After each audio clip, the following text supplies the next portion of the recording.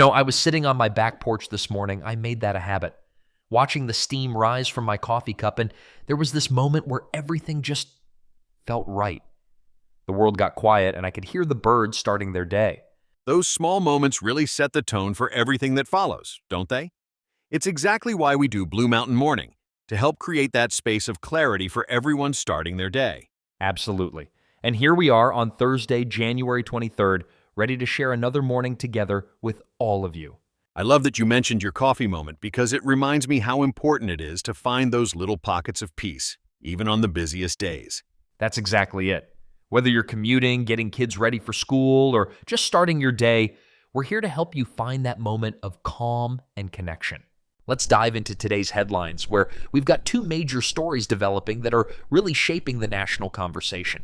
First up, we're tracking the concerning situation in California, where unseasonable wildfires have wreaked havoc, and now strong winds have created new fires.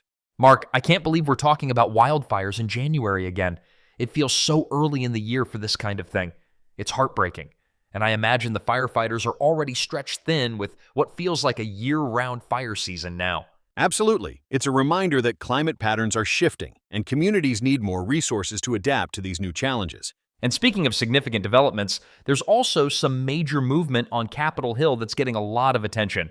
The Laken Riley Act, which is actually the first immigration bill under the new Trump administration. Right. This is pretty significant. The act would require mandatory detention for any undocumented immigrants who are caught committing theft, and it's generating quite a bit of debate. I think what's really striking about this bill is how quickly it's moving through Congress. It's cleared the Senate last week, and it has now passed the House with the support of 46 Democrats. And just to put this in perspective for our listeners, this represents one of the more significant shifts we've seen in immigration policy recently. It could really change how law enforcement handles certain immigration cases. The immediate implications for Americans, especially in border communities, could be pretty substantial. We're talking about potential changes to local law enforcement procedures, community resources. Yeah, and it's worth noting that this isn't happening in isolation.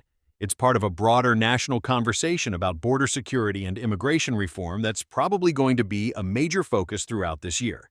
When we look at the Laken Riley Act more closely, it's really fascinating how it reflects this broader shift we're seeing in immigration policy.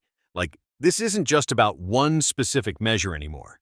Yeah, and I've noticed it's creating these ripple effects across different states, especially those along the border. What are you seeing there, Marc? So, the thing that really jumps out is how this could fundamentally change the way local law enforcement operates. We're talking about mandatory detention requirements that would affect police departments from Texas all the way to California. And I imagine that puts quite a strain on local resources. Exactly. And here's what's really interesting.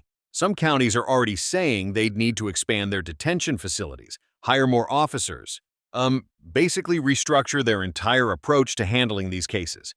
Something that struck me is how this connects to what we've been seeing in other states that have tried similar policies. Right. And that's actually a crucial point. We've seen how these policies have played out in places like Arizona and Florida, where they've had pretty significant economic impacts on agricultural communities especially. The business angle is fascinating, too. Some industries are really concerned about workforce impacts. Yeah, it's creating this interesting tension between different priorities.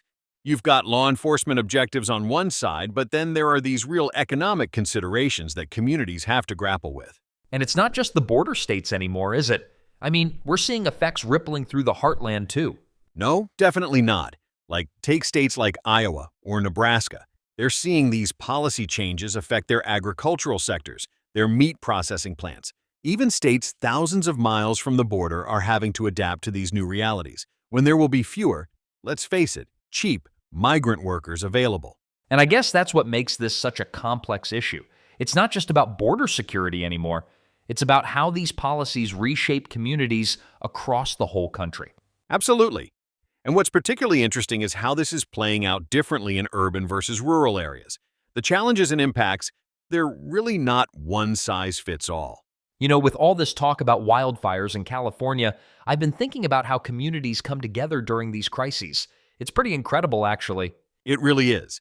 And what's fascinating is how these communities have developed these amazing support networks that we have mentioned before. Like, I was reading about this neighborhood in Northern California where they've created this phone tree system that can mobilize hundreds of people within minutes. That's incredible. And it's not just during the actual disasters, right? No, not at all. These communities are preparing year-round now. They're doing things like creating emergency go bags, maintaining shared spreadsheets of everyone's contact information, even organizing regular cleanup days to reduce fire hazards around their homes. I've actually got some practical tips here that experts recommend for everyone, even if you're not in a fire-prone area. Oh yeah? Let's hear those. So, first, always keep at least half a tank of gas in your car. Then have a basic emergency kit with 3 days of water, non-perishable food, medications, and important documents. That's great advice. You know what's really touched me? These stories of people opening their homes to complete strangers during evacuations. Right, like that coffee shop owner in Sacramento who kept his place open 24/7 last fire season, just giving out free coffee and letting people charge their phones. That's exactly the kind of thing that gives you hope, isn't it? And these communities aren't just helping themselves, they're creating these playbooks that other areas can follow. And it's not just about wildfires. These same principles of community support and preparedness, they apply to hurricanes, floods, any kind of natural disaster, really. Yeah, it's like we're stronger when we work together. These communities are showing us what real resilience looks like. You know, there's something deeply moving about watching nature's cycles unfold. Even with wildfires, as destructive as they can be, there's this incredible process of renewal that follows. I was just thinking about that too, like how in Yellowstone, after that massive fire in '88, they found that some pine cones actually need the heat to release their seeds. Exactly. And it's funny how that mirrors our own story as Americans, you know? That ability to rebuild, to come back stronger, just like those first shoots of green pushing through the ash. Reminds me of something I saw in Northern California last spring. This whole hillside that had been completely burned was just covered in wildflowers, like nature's way of saying we're still here. That's beautiful, Alex. And you can see it in the way communities bounce back, too. Like, they don't just rebuild, they reimagine, they adapt. Yeah, it's like that old growth forest principle, right? Where even the fallen trees contribute to new life. Absolutely. And maybe that's today's whisper for all of us, that even in our toughest moments, we're part of this larger cycle of renewal. Just like those California hills, we've got that same resilience built into our DNA. Well, folks, that brings us to the end of another morning together on Blue Mountain Morning. You know, from the wildfires in California to the conversations about immigration, we've covered some pretty significant ground today. Yeah, and through it all, we keep coming back to what makes our communities strong, that incredible American spirit of resilience and adaptation. Absolutely. And remember, if you're in those affected areas in California, please stay safe and keep an eye on local alerts. Things can be replaced, people can't. We'll be back here tomorrow morning, same time, with more stories and insights to help you start your day with clarity and purpose. Until then, take care of yourselves and each other. This is Alex. And Marc signing off from Blue Mountain Morning.